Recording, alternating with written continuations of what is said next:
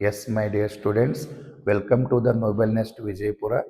ವಿದ್ಯಾರ್ಥಿಗಳು ಆಲ್ರೆಡಿ ನಾವು female ರೀಪ್ರೊಡ್ಯೂಟಿವ್ system ಅನ್ನ ಹಿಂದಿನ ಕ್ಲಾಸ್ನಾಗ ಓದ್ತಾ ಇದ್ದೀವಿ. ಇವತ್ತಿನ ಕ್ಲಾಸ್ ಒಳಗಡೆ ನಾವು ಅದು ಮುಂದುವರಿದ ಭಾಗ ಮೆಮರಿ ಗ್ಲ್ಯಾಂಡ್ ಅನ್ನ ಅಭ್ಯಾಸ ಮಾಡೋಣ. ಮೆಮರಿ ಗ್ಲ್ಯಾಂಡ್ ನಿಮ್ಮ ಕ್ವಶನ್ ಪೇಪರ್ದೊಳಗಡೆ 5 ಮಾರ್ಕ್ಸ್ ಕ್ವಶನ್ ಅಥವಾ 3 ಮಾರ್ಕ್ಸ್ ಕ್ವಶನ್ ಪೇಪರ್ದಾಗ ಬರಬಹುದು. ಡೈಗ್ರಾಮ್ ಕ್ವಶನ್ ಪೇಪರ್ದಾಗ ಬರುವಂತ ಸಾಧ್ಯತೆ ಹೆಚ್ಚಿದೆ. ಹಾಗಾದ್ರೆ ಆ ಡೈಗ್ರಾಮ್ ಅದ ಜೊತೆನೆ ಕೆಲವು ಸ್ಟ್ರಕ್ಚರ್ಸ್ ಗಳನ್ನ ಕೆಲವು ಫಂಕ್ಷನ್ಸ್ ಗಳನ್ನ ಇಲ್ಲಿ ಅಭ್ಯಾಸ ಮಾಡೋಣ ವಿದ್ಯಾರ್ಥಿಗಳೇ. ಹಾಗಾದರೆ ಫಸ್ಟ್ ನಿಮ್ಮ NCERT ಬುಕ್ದೊಳಗಡೆ ಏನು ಹೇಳಕ್ ಹೋಗ್ತಾ ಇದ್ದಾನೆ, ಏನ್ ಬರ್ದಿದ್ದಾನೆ ಅದನ್ನು ನೋಡೋಣ ವಿದ್ಯಾರ್ಥಿಗಳೇ. ಫಸ್ಟ್ ಯಾವ ಲೈನ್ ಅನ್ನ ಹೇಳಕ್ ಹೋಗ್ತಾ ಇದ್ದಾನೆ ಸಿಯರ್ ನೋಡಿ. Functional A memory gland is characteristics of all female mammals. ಅಂದ್ರೆ ಇದರ ಅರ್ಥ ಏನು ವಿದ್ಯಾರ್ಥಿಗಳೇ? ಮೆಮರಿ ಗ್ಲ್ಯಾಂಡ್ ಇದನ್ನ ನಾವು ಬ್ರೆಸ್ಟ್ ಅಂತ ಕರಿತೀವಿ ಅಥವಾ ಇದನ್ನ ಸ್ತನ ಅಂತ ಕರಿತೀವ್ರಿ. ಯಾವ ಪ್ರಾಣಿಗೆ ಮೆಮರಿ ಗ್ಲ್ಯಾಂಡ್ಸ್ ಹೊಂದಿರ್ತದಲ್ಲ ಅವಕ್ಕೆಲ್ಲ ಮ್ಯಾಮಲ್ಸ್ ಅಂತೀವಿ ವಿದ್ಯಾರ್ಥಿಗಳೇ. ಹಾಗಾದ್ರೆ ಇಲ್ಲಿ ಗಂಡು ಹೆಣ್ಣು ಎರಡಕ್ಕೂ ಮೆಮರಿ ಗ್ಲ್ಯಾಂಡ್ ಇರ್ತಾವೆ. ಹಾಗಾದ್ರೆ ಈ functional memory gland at the puberty ಯಾವಾಗ ಪ್ರೌಢಾವಸ್ಥೆಗೆ ಬರುತ್ತಲ್ಲ ಹೆಣ್ಣು ಪ್ರಾಣಿ, ಹೆಣ್ಣು ಸಸ್ತನಿ ಪ್ರಾಣಿ ಯಾವಾಗ ಇದು ಪ್ರೌಢಾವಸ್ಥೆಗೆ ಬರುತ್ತೆ, ಪ್ಯೂಬರ್ಟಿ ಆಗತ್ತಲ್ಲ, ಆ ಸಮಯದಲ್ಲಿ ಈ ಮೆಮರಿ ಗ್ಲ್ಯಾಂಡ್ ಫಂಕ್ಷನಲ್ ಆಗ್ತವೆ. ಹೆಂಗ್ ಫಂಕ್ಷನಲ್ ಆಗತ್ತೆ, ಅದಕ್ಕೆ ಯಾವ ಹಾರ್ಮೋನ್ಸ್ಗಳು ಕಾರಣ ಮತ್ತು ಆ ಫಂಕ್ಷನಲ್ ಅಂದ್ರೆ ಯಾವ ರೀತಿ ಇದೆ ನಾನು ಮುಂದೆ ಎಕ್ಸ್ಪ್ಲನೇಷನ್ ಮಾಡ್ತೇನೆ. ಹಾಗಾದ್ರೆ ಈಗ ಫಸ್ಟ್ ಪಾಯಿಂಟ್ ಇಲ್ಲಿ ಅರ್ಥ ಮಾಡ್ಕೊಳ್ಳೋದು ಏನಂತ ಕೇಳಿದ್ರೆ, ಎಸ್ ನಾವು ಏನ್ ಹೇಳ್ತಾ ಇದೀವಿ ಅಂತ ಕೇಳಿದ್ರೆ ಇಲ್ಲಿ ಮೆಮರಿ ಗ್ಲ್ಯಾಂಡ್ ಏನಿದೆಯಲ್ಲ ವಿದ್ಯಾರ್ಥಿಗಳೇ, ಈ ಮೆಮರಿ ಗ್ಲ್ಯಾಂಡ್ ಏನಿದೆಯಲ್ಲ ಇದ್ರ ಬಗ್ಗೆ ನೋಡೋಣ. ಎಸ್, ಈ ಮೆಮರಿ ಗ್ಲ್ಯಾಂಡ್ಸ್ ಫಂಕ್ಷನಲ್ ಇದೆ, ಎಲ್ಲಿ ಇದೆ ಅಂತ ಕೇಳ್ತಾನೆ. Simple answer, all female mammals. All female mammals. ಮತ್ತೊಂದು ಕ್ವಶನ್ ವಿದ್ಯಾರ್ಥಿಗಳೇ, ಈ ಮೆಮರಿ ಗ್ಲ್ಯಾಂಡ್ ಯಾವುದರಿಂದ ಡೆವಲಪ್ಮೆಂಟ್ ಆಗುತ್ತೆ? ಕ್ವಶನ್ ಪೇಪರ್ದಾಗ ಏನ್ ಕೇಳ್ತಾನೆ ವಿದ್ಯಾರ್ಥಿಗಳೇ, ಮೆಮರಿ ಗ್ಲ್ಯಾಂಡ್ ಯಾವ ಗ್ಲ್ಯಾಂಡ್ ದಿಂದ ಡೆವಲಪ್ಮೆಂಟ್ ಆಗುತ್ತೆ ಅಂತ ಕೇಳಿದ್ರೆ ಸಿಂಪಲ್ ಆಗಿ ನಾನು ಒಂದು ಪಾಯಿಂಟ್ಸ್ ಇದ್ರ ಹಿಂದ್ಗಡೆ ತಗೊಂಡು ಹೋಗಿದ್ರೆ, ನಮ್ ಸ್ಕಿನ್ ಏನ್ ಇದೆಯಲ್ಲ ವಿದ್ಯಾರ್ಥಿಗಳೇ, ಆ ಸ್ಕಿನ್ ಒಳಗಡೆ 3 ಗ್ಲ್ಯಾಂಡ್ಸ್ ಗಳು ಬರ್ತಾವೆ. ಸ್ಕಿನ್ ಒಳಗಡೆ 3 ಗ್ಲ್ಯಾಂಡ್ಸ್ ಗಳು ಬರ್ತಾವ. ಆ 3 ಗ್ಲ್ಯಾಂಡ್ಸ್ ಗಳು ಯಾವ್ಯಾವ ಅದಾವ ಅಂತ ಕೇಳಿದ್ರೆ ಸುಮ್ಮನೆ ನಾನು ಇಲ್ಲಿ ಬರ್ದಿದ್ದೀನಿ ಆಲ್ರೆಡಿ, ನಾನು ನಿಮ್ಗೆ ಹೇಳ್ತೀನಿ ನೋಡಿ. ಸ್ಕಿನ್ ದಲ್ಲಿ ಬರುವಂತ 3 ಗ್ಲ್ಯಾಂಡ್ಗಳು ಯಾವ್ಯಾವು? ಒಂದೇದು ಸಬೀಸಿಯಸ್ ಗ್ಲ್ಯಾಂಡ್ ವಿದ್ಯಾರ್ಥಿಗಳೇ.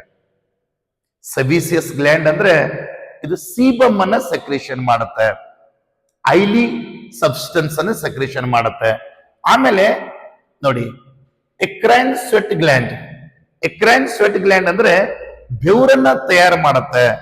ನಮ್ ಬೆವರು ಬಿಡ್ತದಂತ ಹೇಳ್ತೀವಲ್ಲ, ಆ ಬೆವರ ಯಾವ ಗ್ಲ್ಯಾಂಡ್ ದಿಂದ ಅಂತ ಕೇಳಿದ್ರೆ ಎಕ್ರೈನ್ ಸ್ವೆಟ್ ಗ್ಲ್ಯಾಂಡ್. ಇವೆಲ್ಲ ಸ್ಕಿನ್ ದಲ್ಲಿ ಇರುವಂತ ಗ್ಲ್ಯಾಂಡ್ಗಳು. ಇನ್ನ third one and very important for the competitive exam, apocrine sweat gland. ವಿದ್ಯಾರ್ಥಿಗಳೇ ನಾನೇನ್ ಹೇಳಿದ್ದ, ಮೆಮರಿ ಗ್ಲ್ಯಾಂಡ್ ಯಾರಿಂದ ಡೆವಲಪ್ಮೆಂಟ್ ಆಯ್ತು ಅಂತ ಕೇಳಿದ್ರೆ ಅಪೋಕ್ರೈನ್ ಸ್ವೆಟ್ ಗ್ಲ್ಯಾಂಡ್ ದಿಂದ ಡೆವಲಪ್ಮೆಂಟ್ ಆಯ್ತು. ಓಕೆ, ಅರ್ಥ ಆಯ್ತು ವಿದ್ಯಾರ್ಥಿಗಳೇ. ಮೆಮರಿ ಗ್ಲ್ಯಾಂಡ್ ಫಂಕ್ಷನಲಿಯಲ್ಲಿ ಆಲ್ ಫೀಮೇಲ್ ಮ್ಯಾಮಲ್ಸ್. ಹಾಗಾದ್ರೆ ಸ್ಕಿನ್ ದಲ್ಲಿ ಇರುವಂತ ಯಾವ ಗ್ಲ್ಯಾಂಡ್ ದಿಂದ ಇದು ಡೆವಲಪ್ಮೆಂಟ್ ಆಗಿದೆ ಹೇಳಿ ನೋಡೋಣ? ಅಪೋಕ್ರೈನ್ ಸ್ವೆಟ್ ಗ್ಲ್ಯಾಂಡ್ ದಿಂದ ಡೆವಲಪ್ಮೆಂಟ್ ಆಗಿದೆ. ಇನ್ನ ಎರಡನೇ ಪಾಯಿಂಟ್ ಬರೋಣ. ಮೆಮರಿ ಗ್ಲ್ಯಾಂಡ್ ಅಂದ್ರೆ ಇದು ಎದರಿಂದ ಮಾಡಲ್ಪಟ್ಟಿದೆ? ಮೆಮರಿ ಗ್ಲ್ಯಾಂಡ್ ಎದರಿಂದ ಮಾಡಲ್ಪಟ್ಟಿದೆ ಅಂತ ಕೇಳಿದ್ರೆ 2 ಪಾಯಿಂಟ್ ಹೇಳ್ತಾನೆ ವಿದ್ಯಾರ್ಥಿಗಳೇ. ಒಂದು ವೇರಿಯಬಲ್ ಅಮೌಂಟ್ ಆಫ್ ಫ್ಯಾಟ್. ನೋಡಿ ವರ್ಡ್ ಹೆಂಗೆ ಹೇಳ್ತಾ ಇದೀನಿ ನೋಡಿ ಇಲ್ಲಿ, ವೇರಿಯಬಲ್ ಅಮೌಂಟ್ ಆಫ್ ಫ್ಯಾಟ್. ಇನ್ನೊಂದು ಗ್ಲ್ಯಾಂಡುಲರ್ ಟಿಶ್ಯೂದಿಂದ ಮಾಡಲ್ಪಟ್ಟಿದೆ. See here variable amount of fat ನೆನ್ಪಿಟ್ಕೊಳ್ಳಿ ಇಲ್ಲಿ ನೋಡಿ, variable amount of fat. See here this portion, this portion ವಿದ್ಯಾರ್ಥಿಗಳೇ, ಇದು variable amount of fat. Fat ಇದೆ ಇಲ್ಲೆಲ್ಲ, ವೇರಿಯಬಲ್ ಅಮೌಂಟ್ ಆಫ್ ಫ್ಯಾಟ್ ಇದೆ. ಮತ್ತು ಇನ್ನೊಂದು ಟಿಶ್ಯೂ ಇದೆ, that is called glandular tissue. Fat store ಮಾಡೋ ಟಿಶ್ಯೂ ಎಡಿಪೋಸ್ ಟಿಶ್ಯೂ, ಇನ್ನೊಂದು ಯಾವುದು ಗ್ಲ್ಯಾಂಡುಲರ್ ಟಿಶ್ಯೂ. ಇವೆರಡರಿಂದ ಮೆಮರಿ ಗ್ಲ್ಯಾಂಡ್ ಮಾಡಲ್ಪಟ್ಟಿದೆ. ಹಾಗಾದರೆ ಇದರ ಸ್ಟ್ರಕ್ಚರ್, ಇದ್ರ ಹಿಸ್ಟಾಲಜಿ ಓದ್ಕೋತ ಹೋಗಿದ್ದೆ ಆಯ್ತಂದ್ರೆ ನೋಡೋಣ. ಎರಡನೇ ಲೈನ್ ಹೇಳ್ತಾನೆ, ಏನ್ ಹೇಳ್ತಾನೆ ಅನ್ನೋದು ನೋಡೋಣ ವಿದ್ಯಾರ್ಥಿಗಳಲ್ಲಿ. Very simple. ನೋಡಿ ನೋಡಿ ವಿದ್ಯಾರ್ಥಿಗಳೇ, mammary glands are paired structure. You understood what is the meaning of pair? Commonly called ಇದನ್ನ ಬ್ರೆಸ್ಟ್ಸ್ ಅಂತ ಕರೀತಾರೆ ಅಂತ ನಾನು ಆಲ್ರೆಡಿ ಹೇಳಿದ್ದು. ಕಂಟೈನ್ ಅಥವಾ composition glandular tissue and variable amount of fat. Composition of mammary gland ಹೇಳಿದಾನೆ. ಮುಂದೆ ಏನ್ ಹೇಳ್ತಾನೆ ಅಂದ್ರೆ ಒಂದ್ ಸ್ವಲ್ಪ ಇಲ್ಲಿ ನಾವು ಒಂದ್ ಸ್ವಲ್ಪ ವಾಸ್ತವವಾಗಿ ತೆಗೆದುಕೊಂಡ್ರೆ, the size of the memory gland, size ಯಾರ ಮೇಲೆ ಡಿಪೆಂಡ್ ಆಗಿದೆ? ಸೈಜ್ ಯಾರ ಮೇಲೆ ಡಿಪೆಂಡ್ ಆಗಿದೆ ಅಂತ ಕೇಳಿದ್ರೆ ಫ್ಯಾಟ್ ಅಂಡ್ ಕೆಲವು ಹಾರ್ಮೋನ್ಸ್ ಗಳ ಮೇಲೆ ಡಿಪೆಂಡ್ ಆಗಿದೆ. ಬಹಳ ಜನ ಮನೆಯೊಳಗಡೆ ಅತ್ತಿ ಸೊಸಿ ಹೇಳಬೇಕಾದ್ರೆ ತಾಯಿ ಎದೆ ಹಾಲು ಮಗುವಿಗೆ ಜನ್ಮ ಕೊಟ್ಟಾಗ ತಾಯಿ ಎದೆ ಹಾಲನ್ನು ಕುಡಿಸ್ಬೇಕಾದ್ರೆ ಅವಾಗ ನಾವು the size of the breast is not important there. Milk ತಯಾರು ಮಾಡೋದು ಯಾವ ಗ್ಲ್ಯಾಂಡ್ ಯಾವ ಪಾರ್ಟ್ ಇದೆ ಅಂತ ಕೇಳಿದ್ರೆ ನಾವು ಹೇಳೋದು ದಟ್ ಇಸ್ ಗ್ಲ್ಯಾಂಡ್ಯುಲರ್ ಟಿಶ್ಯೂ. ಹಾಗಾದ್ರೆ ಫ್ಯಾಟ್ ಸೈಜ್ ಅಂದ್ರೆ ಸೈಜ್ ಅನ್ನು ಹೇಳಿಕೊಡುತ್ತೆ. ಬಟ್ ನಮಗಿಲ್ಲಿ ಹಾಲು ತಯಾರಾಗ್ತಾ ಇದೆ ಮೆಮರಿ ಗ್ಲ್ಯಾಂಡ್ದಲ್ಲಿ. ಹಾಗಾದ್ರೆ ಆ ಹಾಲು ತಯಾರಾಗುವಂತ ಭಾಗ ಯಾವುದು? ತಯಾರಾಗಿರುವಂತಹ ಹಾಲು ಯಾವ ಡಕ್ಟದ ಮುಖಾಂತರ ಬರುತ್ತೆ? ಡಕ್ಟ್ ಬಂದ್ರೆ ಅದು ಎಕ್ಸೋಕ್ರೈನ್ ಗ್ಲ್ಯಾಂಡ್ ವಿದ್ಯಾರ್ಥಿಗಳೇ. Mammary gland is example for the exocrine gland. It is developed from the apocrine sweat gland. ಹೆಂಗಿದೆ ನೋಡಿ, ಸಿಂಪಲ್ ಆಗಿ ಓದ್ಕೋತ ಹೋಗೋಣ. ಏನ್ ಹೇಳ್ತಾ ಇದ್ದಾನೆ ನೋಡಿ, ಗ್ಲ್ಯಾಂಡ್ಯುಲರ್ ಟಿಶ್ಯೂ. ಎದರಂತ ಗ್ಲ್ಯಾಂಡ್ಯುಲರ್ ಟಿಶ್ಯೂ ಹೇಳಿ ನೋಡೋಣ ವಿದ್ಯಾರ್ಥಿಗಳೇ. ಮೆಮರಿ ಗ್ಲ್ಯಾಂಡ್ ಇರುವಂತ ಗ್ಲ್ಯಾಂಡ್ಯುಲರ್ ಟಿಶ್ಯೂ ಬಗ್ಗೆ ಮಾತಾಡ್ತಾನೆ. Of each breast is divided into ನೋಡಿ, ಇದು ಬಹಳ ಇಂಪಾರ್ಟೆಂಟ್. ಕಾಂಪಿಟೇಟಿವ್ ಎಕ್ಸಾಮ್ ಕೇಳ್ತಾನೆ. 15 ರಿಂದ 20 ಮೆಮರಿ ಲೋಬ್ಸ್ ಗಳಿಂದ ಮಾಡಲ್ಪಟ್ಟಿರುತ್ತೆ. How many lobes are present in each breast? Answer is what here?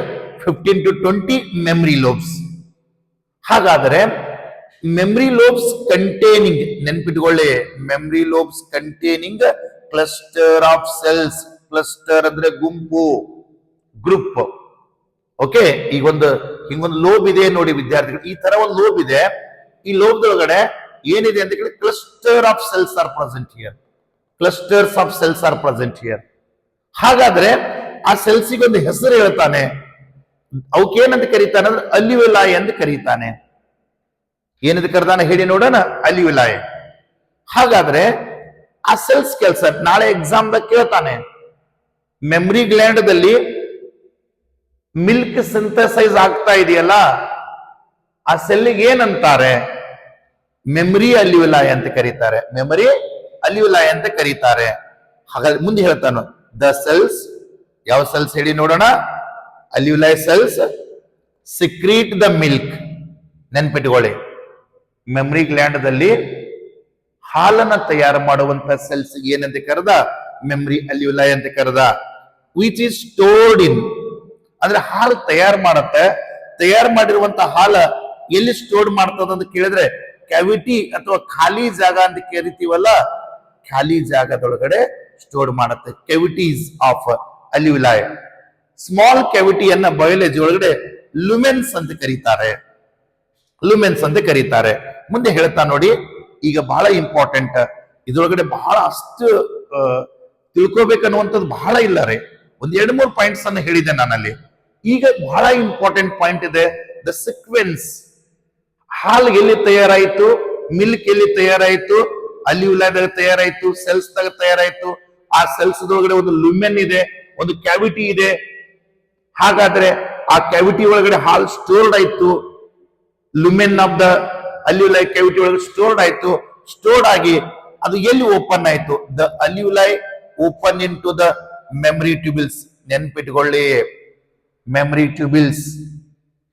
ಆ ಲುಮೆನ್ ಅಥವಾ ಅಲ್ಯೂಲೈಗಳು ಎಲ್ಲಿ ಓಪನ್ ಆದವು ಅಂತ ಕೇಳಿದ್ರೆ ಮೆಮರಿ ಟ್ಯೂಬಿಲ್ಸ್ ದಾಗ ಓಪನ್ ಆಗ್ತವೆ. ಹಾಗಾದ್ರೆ ಮೆಮರಿ ಟ್ಯೂಬಿಲ್ಸ್ ಪ್ರತಿಯೊಂದು ನೋಡಿ ಯಾವ ರೀತಿ ಹೇಳ್ತಾನೆ ನೋಡಿ ವಿದ್ಯಾರ್ಥಿಗಳೇ. The tubules of each lobe is joint to form mammary duct. First ಯಾವುದು? ಅಲ್ಯೂಲೈ. ಸೆಕೆಂಡ್ ಯಾವುದು? Mammary tubules. ಥರ್ಡ್ ಯಾವುದು? Mammary duct.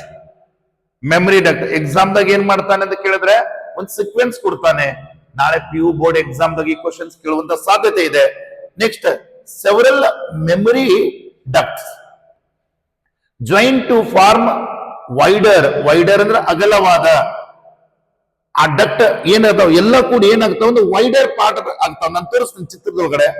ವೈಡರ್ ಮೆಮರಿ ಎಂಪಿಲ್ಲ, ಆ ವೈಡರ್ ಪಾರ್ಟ್ಗಳು ಎಲ್ಲ ಕೂಡಿ ಏನಾಗ್ತಾ ಇದ್ರೆ ನೋಡಿ, wider part is called mammary ampulla which is connected to, ಆ ಮೆಮರಿ ಎಂಪಿಲ್ಲ ಕನೆಕ್ಟ್ ಆಗಿ ಲಾಸ್ಟ್ ಪಾರ್ಟ್ ಯಾವುದು ಅಂತ ಕೇಳಿದ್ರೆ ಲ್ಯಾಕ್ಟಿಫರಸ್ ಡಕ್ಟ್. ಲ್ಯಾಕ್ಟಿಫರಸ್ ಡಕ್ಟ್.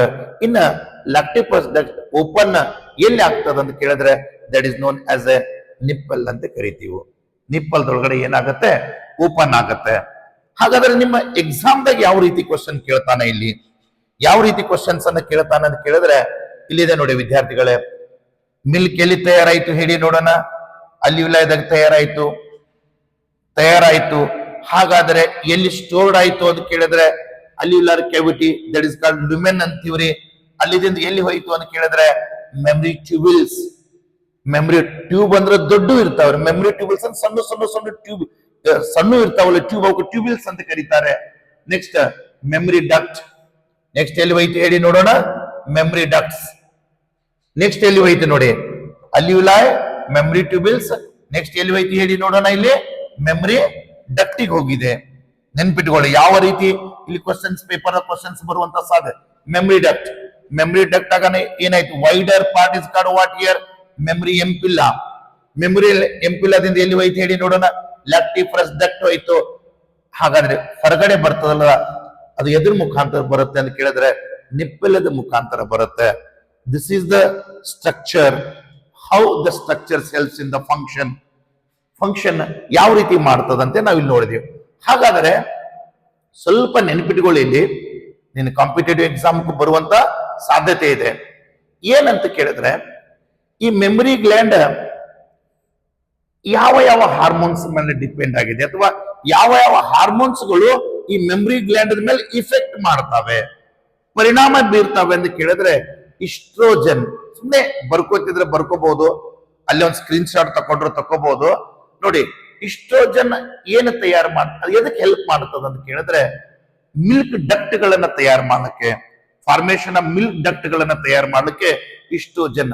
ಪ್ರೊಜೆಸ್ಟ್ರೋಜನ್ ಏನ್ ಕೆಲಸ ಮಾಡುತ್ತೆ ಅಂತ ಕೇಳಿದ್ರೆ ಲೋಬಿಲ್ಸ್ ಗಳು, ಅಲ್ಯೂಲಾಯ್ಗಳು, ಸೆಲ್ಸ್ ಗಳು ಕರೆದಿದ್ದೇವಲ್ರಿ, ಆ ಸೆಲ್ಸ್ ಗಳು ಕೂಡಿ ಎಲ್ಲ ಕೂಡ ಲೋಬಿಲ್ ರೆಡಿ ಆಗುತ್ತೆ. ನೆಕ್ಸ್ಟ್ ಪ್ರೋಲ್ಯಾಕ್ಟಿನ್ ಎದಕ್ಕೆ ಹೆಲ್ಪ್ ಮಾಡುತ್ತೆ, ದೀಸ್ ಆರ್ ದ ಹಾರ್ಮೋನ್ಸ್ ಅಪ್ಪಿ ನಾನು ಹೇಳ್ತಾ ಇರೋದು. ಪ್ರೊಡಕ್ಷನ್ ಆಫ್ ಮಿಲ್ಕ್ ಹೆಲ್ಪ್ ಆಗುತ್ತೆ. ಇನ್ನಲ್ಲಿ ಇಷ್ಟೆಲ್ಲ ತಯಾರಾಗಿ ಮಿಲ್ಕ್ ಹೊರಗಡೆ ಬರಬೇಕು, ಮಿಲ್ಕ್ ಇಜೆಕ್ಟ್ ಆಗಬೇಕು. ಮಿಲ್ಕ್ ಇಜೆಕ್ಟ್ ಆಗಬೇಕಾದ್ರೆ ಯಾವ ಹಾರ್ಮೋನ್ ಕಾರಣ ಅಂತ ಕೇಳಿದ್ರೆ ಆಕ್ಸಿಟೋಸಿನ್ ಹಾರ್ಮೋನ್ ಕಾರಣ.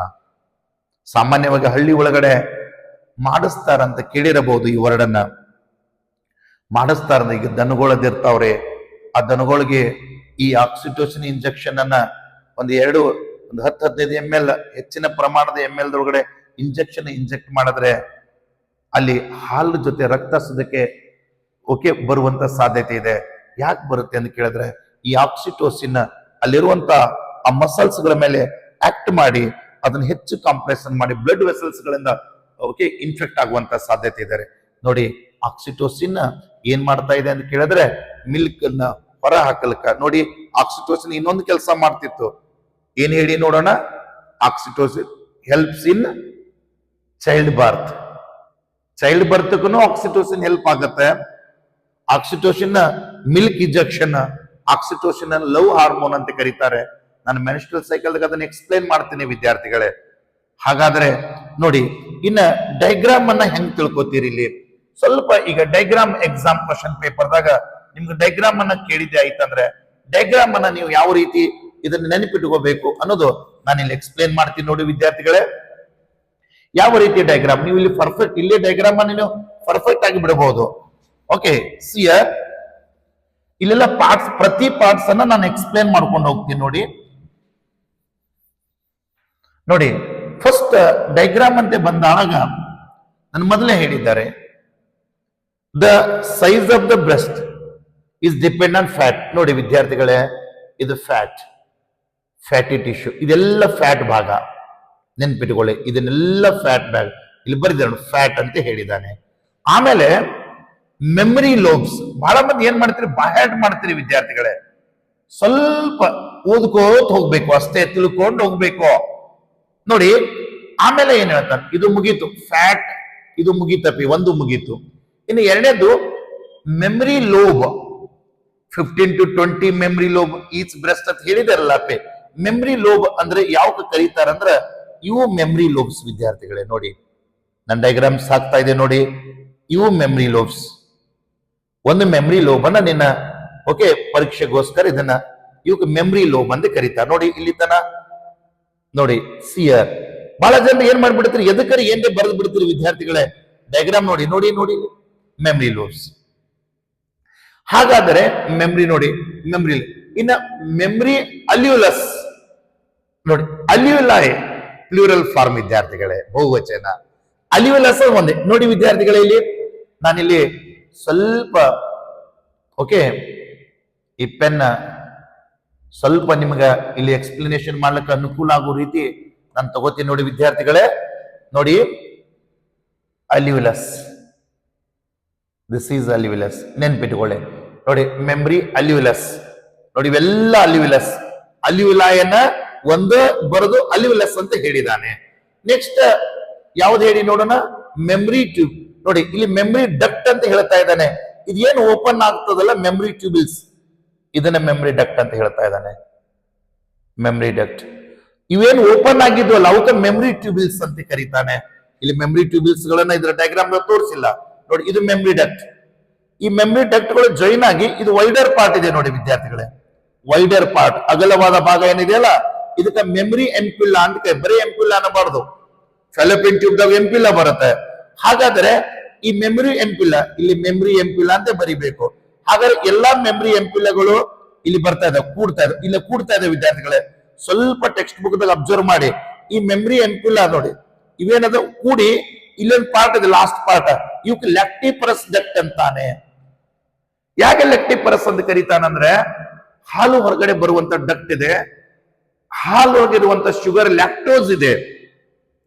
ಅದ್ರಗೋಸ್ಕರ ಯಾವುದಕ್ಕೆ ನೋಡಿ ನೀವು ಹಾಲು ಅನ್ನೋಂತ ಶಬ್ದ ಬರ್ತಾನೆ, ಲ್ಯಾಕ್ಟೋ ಕಿಂಗ್ ಚಾಕ್ಲೇಟ್. ಯಾಕೆ ಲ್ಯಾಕ್ಟೋ ಕಿಂಗ್ ಅಂತ ಕೇಳಿದ್ರೆ ಆ ಚಾಕ್ಲೇಟ್ ಮಾಡಬೇಕಾದ್ರೆ ಹಾಲಿನಲ್ಲಿರುವಂತ ಸಕ್ಕರೆಯನ್ನು ಯೂಸ್ ಮಾಡಿರ್ತಾನೆ. That is called lactose, milk sugar ಅಂತ ಕರೀತಾನೆ. ಯಾಕೆ ಲ್ಯಾಕ್ಟಿಫರಸ್ ಅಂತಾನೆ ನೋಡಿ. ಹಾಲು ಎಷ್ಟು ದಿನ ತಾಯಿ ತನ್ನ ಮಗುವಿಗೆ ಎದೆ ಹಾಲು ಕೊಡ್ತಾ ಲ್ಯಾಕ್ಟೇಷನಲ್ ಪೀರಿಯಡ್ ಅಂತ ಕರೀತಾನೆ. ಹಾಲು lactose, ಲ್ಯಾಕ್ಟಿಸ್, like this the point is here ನೋಡಿ. ಇದು ಏನು ಅಂತ ಕೇಳಿದ್ರೆ ಇದನ್ನ ನಾವು ಏನಂತ ಕರೆದೀವಿ, ಲ್ಯಾಕ್ಟಿಫರಸ್ ಡಕ್ಟ್ ಅಂತ ಕರೆದೀವ್ರಿ. ಹಾಗಾದ್ರೆ ಈ ಭಾಗವನ್ನ ನಿಪ್ಪಲ್ ಅಂತ ಕರೀತಾರೆ ವಿದ್ಯಾರ್ಥಿಗಳೇ. ಈ ಭಾಗವನ್ನ ನಿಪ್ಪಲ್ ಅಂತ ಕರೀತಾರೆ. ಓಕೆ, ಈ ನಿಪ್ಪಲದ ಸುತ್ತ ಇಲ್ಲಿ ಹೆಂಗಿರ್ತದಂದ್ರೆ ಬ್ರೌನ್ ಕಲರ್, ಕಪ್ಪು ಕಂದು ಬಣ್ಣದ ಕಲರ್ ಇರ್ತದೆ, ರೌಂಡ್ ಇರುತ್ತಾರೆ. ಇದಕ್ಕೆ ಏರಿಯಲ್ಲ ಅಂತ ಕರೀತಾರೆ ವಿದ್ಯಾರ್ಥಿಗಳೇ. ಏನಂತ ಕರೀತಾರೆ ಇದು ನೋಡಿ. ಈ ನಿಪ್ಪಲ್ ಏನಿದೆಯಲ್ಲ, ಈ ನಿಪ್ಪಲ್ಲೆಲ್ಲ ಏನಿದೆ ಅಂತ ಕೇಳಿದ್ರೆ ಇದು ನಿಪ್ಪಲ್. ಈ ನಿಪ್ಪಲ್ದಾಗ ಯಾವ ಡಕ್ಟ್ ಅದಾವ, ಲ್ಯಾಕ್ಟಿಪರಸ್ ಡಕ್ಟ್ ಇದಾವೆ. ಹಾಗಾದ್ರೆ ಈಗ ಈ ನಿಪ್ಪಲದ ಸುತ್ತ ಒಂದು ರೌಂಡ್, ಈ ತರ ಒಂದು ರೌಂಡ್ ಒಂದು ಬರುತ್ತೆ. ಓಕೆ, ಬ್ರೌನ್ ಕಲರ್ ಬರುತ್ತೆ. ನೀವು ನೋಡಿ ಇದನ್ನ ನಾವು ಏನಂತ ಕರಿತೀವಿ, ಏರಿಯಲಾ ಅಂತ ಕರೀತಾರೆ. ಏರಿಯಲಾ ಅಂತ ಕರೀತಾರೆ. ಈ ನೋಡಿ ಇಲ್ಲಿ ಬರುವಂತ ಎಲ್ಲಾ ಪಾರ್ಟ್ಸ್ ಗಳನ್ನ ಹೇಳಿದೆ ನಾನು. ಹೇಳಿ ನೋಡೋಣ ವಿದ್ಯಾರ್ಥಿಗಳೇ. ಫ್ಯಾಟ್ ಇದೆ, ನೋ ಪ್ರಾಬ್ಲಮ್. ಫ್ಯಾಟ್ ಆಗನ ಇವು ಮೆಮರಿ ಲೋಬ್ಸ್ ಗಳಿದ್ದಾವೆ, ನೋ ಪ್ರಾಬ್ಲಮ್. ಆಮೇಲೆ ಆ ಗ್ಲ್ಯಾಂಡುಲರ್ ಸೆಲ್ಸ್ ಗಳನ್ನ ನಾವು ಏನಂತ ಕರೆದಿದ್ದೇವೆ, ಮೆಮರಿ ಅಲ್ಯೂಲಾಯ್, ಅಲ್ಯೂಲಸ್ ಅಂತ ಬರೆದಿದ್ದಾನೆ. ಆಮೇಲೆ ಮೆಮರಿ ಟ್ಯೂಬಿಲ್ಸ್ ಗಳಿದ್ದಾವೆ. ಆಮೇಲೆ ಮೆಮರಿ ಡಕ್ಟ್ ಇದೆ. ವೈಡರ್ ಪಾರ್ಟ್ ಅನ್ನ ಎಂಪಿಲ್ಲಾ ಅಂತ ಕರೀತಾರೆ. ಆಮೇಲೆ ಎಲ್ಲಾ ನೋಡಿ ಎಂಪಿಲ್ಲಗಳು ಕೂಡಿ ಏನಾಯ್ತು, ಲ್ಯಾಕ್ಟಿಪರಸ್ ಡಕ್ಟ್ ಆಯ್ತು. ಲ್ಯಾಕ್ಟಿಪರಸ್ ಡಕ್ಟ್ ಯಾವುದರ ಮುಖಾಂತರ ಹೊರಗಡೆ ಬರ್ತಾ ಇದಾವೆ, ನಿಪ್ಪಲದ ಮುಖಾಂತರ ಹೊರಗಡೆ ಬರ್ತಾ ಇದಾವೆ. ಅದರ ಸುತ್ತಿರುವಂತ ಭಾಗ ಯಾವುದು, ಏರಿಯಲ್ಲ. ಎಷ್ಟು ಈಸಿ ಇದೆ ವಿದ್ಯಾರ್ಥಿಗಳೇ. ನಾವು ಒಂದ್ಸಲ ತಿಳ್ಕೊಂಡು ಓದಿದ್ದೆ ಆಯ್ತಂದ್ರೆ ಡಯಾಗ್ರಾಮ್ ದಾಗ 3 ಮಾರ್ಕ್ಸ್. Very simple. ಸ್ವಲ್ಪ ಸಿಇಟಿ ಪಾಯಿಂಟ್ ಹೋಗಿದ್ರೆ ಯಾವ ಯಾವ ಹಾರ್ಮೋನ್ಸ್ಗಳು ಯಾವ್ಯಾವ ಕೆಲಸ ಮಾಡ್ತದ ಅಂತ ಕೇಳಿದಾಗ ನಾನು ನಿಮ್ಗೆ ಅಲ್ಲಿ ಅದನ್ನು ಎಕ್ಸ್ಪ್ಲೇನ್ ಮಾಡಿದ್ದ ವಿದ್ಯಾರ್ಥಿಗಳೇ. ಓಕೆ, ಇನ್ನ ಇಲ್ಲಿ ಸ್ವಲ್ಪ ಈ ಕಡೆ ಪಾರ್ಟ್ ಸ್ವಲ್ಪ ನಿಮ್ಗೆ ಈ ಪಾರ್ಟ್ ಬಹಳ ಇಂಪಾರ್ಟೆಂಟ್ ಇರುತ್ತೆ. ಇದು ರಿಬ್ಸ್ ಅಪಿ ಅಂದ್ರೆ ಚೆಸ್ಟ್ ರೀಸನ್ ದಾಗ ಇರ್ತದೆ. ಚೆಸ್ಟ್ ರೀಸನ್ ಒಳಗಡೆ ರಿಬ್ಸ್. ಓಕೆ, ಇಲ್ಲಿ ರಿಬ್ಸ್ ತೋರಿಸಿದಾನೆ. ನೆಕ್ಸ್ಟ್ 2 ಮಸಲ್ ಬರ್ತಾವೆ, muscle between the ribs. Okay, muscle between the ribs ನಿಮ್ಗೆ ಗೊತ್ತಿದೆ, ಫಸ್ಟ್ ರೆಸ್ಪಿರೇಟರಿ ಸಿಸ್ಟಮ್ ದಾಗ ಓದಿರಿ. ಇಂಟರ್ ಕೋಸ್ಟಲ್ ಮಸಲ್ಸ್ ಅಂತ ಕರೀತಾರೆ. ಕೋಸ್ಟಲ್ ಅಂದ್ರೆ ರಿಬ್ಸ್ ಮಧ್ಯೆ ಇರುವಂತ ಭಾಗ. Next pectoralis major muscle, rib ಇದೆ ನೋಡಿ, muscles between the ribs, intercostal muscles, internal intercostal, external intercostals ಮತ್ತು ಪೆಕ್ಟೋರಿಯಸ್ ಮೇಜರ್ ಮಸಲ್ಸ್. ಅರ್ಥ ಆಯ್ತು ವಿದ್ಯಾರ್ಥಿಗಳೇ? ಪಾರ್ಟ್ಸ್ ಗಳನ್ನ ಸುಮ್ನೆ ನೋಡಿದೆ ಆಯ್ತಂದ್ರೆ ಹೇಳಿ ನೋಡೋಣ. ಪಾರ್ಟ್ಸ್ ಯಾವ್ದು sir? Fat sir, mammary, okay, lobes ಬರ್ತಾವ್ರಿ, ಅದ್ರೊಳಗಡೆ ಅಲ್ಯೂಲೆಗಳು ಇರ್ತಾವ್ರಿ. ಆ ಅಲ್ಯೂಲೆಗಳೆಲ್ಲ ಓಪನ್ ಮೆಮ್ರಿ ಟ್ಯೂಬ್ಯೂಲ್ಸ್ ದಾಗ ಹೋಗ್ತದ್ರಿ. ಆಮೇಲೆ ಮೆಮ್ರಿ ಡಕ್ಟ್ ಆಗ್ತದ್ರಿ. ಆಮೇಲೆ ಮೆಮ್ರಿ ಡಕ್ಟ್ ಗಳು ಕೂಡಿ ಒಂದು ವೈಡರ್ ಪಾರ್ಟ್ ಮೆಮ್ರಿ ಎಂಪಿಲ್ಲ ಅಂತಾರ್ರಿ. ಆ ಮೆಮ್ರಿ ಎಂಪಿಲ್ಗಳು ಕೂಡಿ ಲ್ಯಾಕ್ಟಿಪರಸ್ ಡಕ್ಟ್ ಆಗ್ತದ್ರಿ. ಆಮೇಲೆ ನಿಪ್ಪಲದ ಮುಖಾಂತರ ಹೊರಗಡೆ ಬರುತ್ತೆ, ಮಿಲ್ಕ್ ಸಕ್ಔಟ್ ಅಂತ ಕರಿತೀವಿ ನಾವು ವಿದ್ಯಾರ್ಥಿಗಳೇ. ವೆರಿ ಸಿಂಪಲ್ ಪಾರ್ಟ್ ಇದು. ನಿಮ್ಗೆ 3 ಮಾರ್ಕ್ಸ್ ಕ್ವಶನ್ ಪೇಪರ್ ಬರುತ್ತೆ. ನಾವು ಮುಂದಿನ ಭಾಗದಲ್ಲಿ ಗೆಮೆಟೋಜೆನೆಸಿಸ್,